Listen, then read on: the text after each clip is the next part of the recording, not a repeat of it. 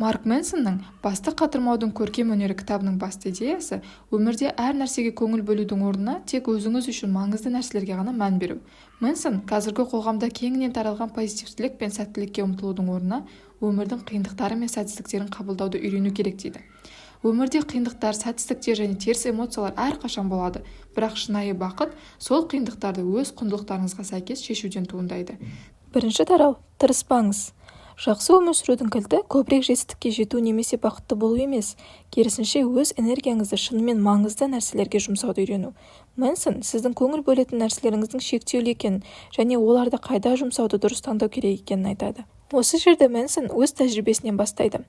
Блогерлік мансабының басында ол оқырмандар саны мен веб-сайтқа кірушілер саны көбейтумен әуестеніп, статистикалар үнемі тексеріп, бұл сандарға тәуелді болып, олардан мойындау күтетін. Мұндай сыртқы жетістіктерге тым көп мән беру оны бақытсыз және уайымшыл етті. Ол нәтиженің өзіне тым көп көңіл бөлгендіктен жазу процесінің өзінен рахат ала алмай жатқанын түсінді. Сандарға емес, өз жазбасын жақсартуға назар аударған кезде ғана оның блогының танымалдылығы арта бастады. Мэнсонның бұл оқиғасы біздің сыртқы мақсаттарға, әсіресе басқа адамдардың пікірі мен жетістіктеріне тәуелді болуымыз шынайы бақытты болуымызға кедергі келтіретінін көрсетеді.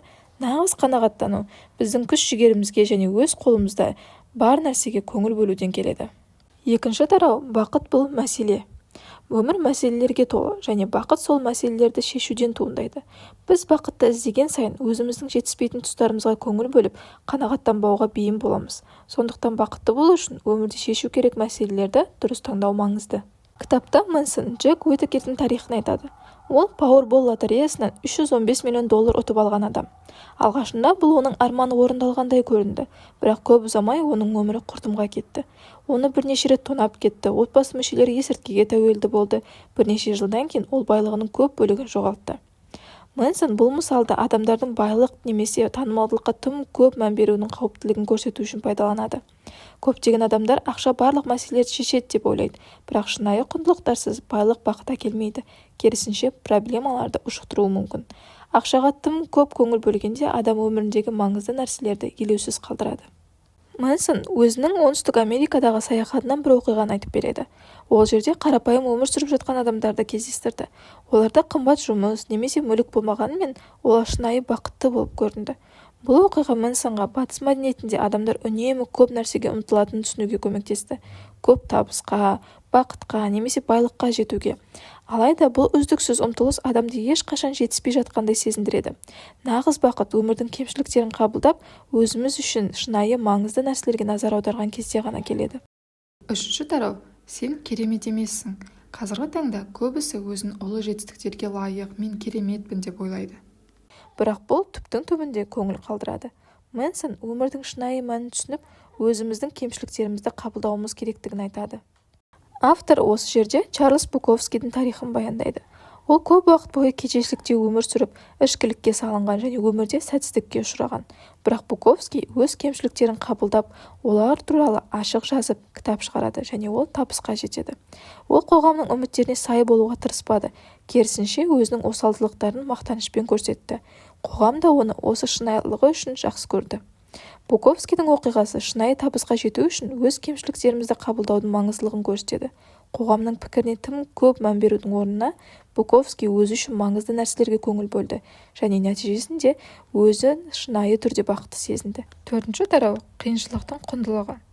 Өмірде қиыншылық міндетті түрде болады және біз оны жоққа шығара алмаймыз, бірақ біз қай қиыншылыққа көңіл бөлуді таңдай аламыз. Мэнсон біз өз құндылықтарымызға сәйкес келетін мәселелерді таңдағанда ғана өмірдің қиындықтары мағыналы болатынын айтады. Мысал ретінде Мэнсон Дэйв Мастейннің оқиғасын баяндайды.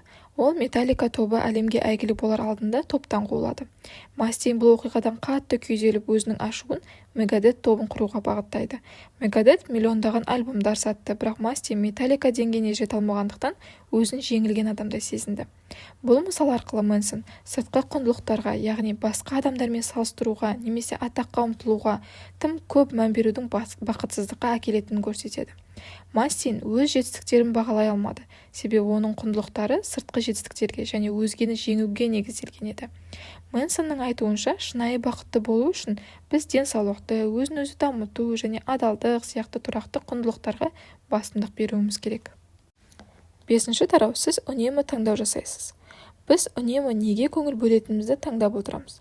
Мэнсон өз өмірімізге жауапкершілік алудың маңыздылығын түсіндіреді.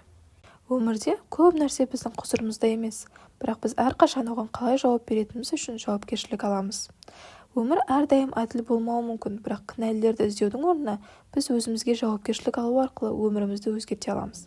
Мысалы, компания банкрот болып жабылып қалғандықтан жұмыстан шығарылған адамды елестетіңіз. Жұмыстан босатылу оның кінәсі емес, бірақ оған жауап беру оның жауапкершілігінде. Ол компанияны немесе экономика жағдайын кінәлап отыра беру мүмкін, бірақ жаңа жұмыс іздеуді қолға алса, ол өз болашағын қалыптастыра алады. Мэнсонның айтуынша, біздікінен тыс жағдайлар біздің өмірімізге әсер етсе де, біз әрдайым өзіміздің жауапкершілігіміздегі заттарға мән беруіміз керек. Басқаларды кінәлау тек қана орнымызда қалдырады, ал жауапкершілікті алу бізге өмірімізді жақсартуға мүмкіндік береді. Өмірде біз басқармайтын жағдайлар көп болуы мүмкін, бірақ біз әрқашан оларға қалай жауап беретініміз үшін жауаптымыз. 6-шы тарау. Сіз бәрінде қателесесіз, және мен де сондаймын. Біз өз сенімдерімізге күмәнмен қарап, қажет болған жағдайда өзгеруге дайын болуымыз керек. Автор кітапта жапондық сарбаз Хиро Оноиданың тарихын келтіреді. Ол екінші дүниежүзілік соғыс аяқталғаннан кейін 30 жыл бойы соғыс жалғасуда деп сеніп, Филиппин ормандарында тығылып жүреді. Тек 1974 жылы оны бұрынғы командирі келіп, соғыстың аяқталғанын айтып, оны берілуге көндіреді. Оноиданың адалдығы керемет болғанымен, оның құндылықтары дұрыс емес еді. Ол өз өмірінің 30 жылын енді маңызы жоқ нәрсеге арнады. Бұл мысал ескірген немесе өмірімізде маңызы жоқ құндылықтарға тым көп көңіл бөлу үлкен қателікке әкелетінін көрсетеді. Мэнсон үнемі не нәрсеге басымызды ауыртып жүргенімізді қайта бағалап, енді сәйкес келмейтін нәрселерді босату маңызды екенін айтады. Сәтсіздік алға жылжудың жолы. Мэнсон сәтсіздіктің жетістікке жетудің маңызды бөлігі екенін айтады. Сәтсіздіктен қашу бізді тоқтатады, ал сәтсіздік арқылы алынған сабақтар бізді жетістікке жақындатады. Мэнсон әрбір сәтсіздік алға қадам жасау үшін қажет екенін түсіндіреді. Мысалы, кәсіпкер өз бизнесін бастайды, бірақ бір жылдан кейін жабылып қалады. Егер ол осыдан кейін қоя салса, оның мүмкіндігі болмайтын еді. Бірақ әрбір қателікті үйренетін болса, келесі бизнесінде табысқа жетеді. Мэнсон сәтсіздіктің өмірдің ажырамас бөлігі екенін түсіндіреді, және одан қашу тек қана бізді байлап қояды. Сәтсіздік біздің өсуіміздің қажетті элементі. Әрбір қателіктен кейін біз жаңа нәрсе үйренеміз, жаңа адам боламыз. Мэнсон тағы бір қызықты мысалмен бөліседі. The Beatles тобының алғашқы барабаншысы Пит Бесттің тарихы. Ол әлемге танылуға жақын тұрған сәтте топтан қуылады.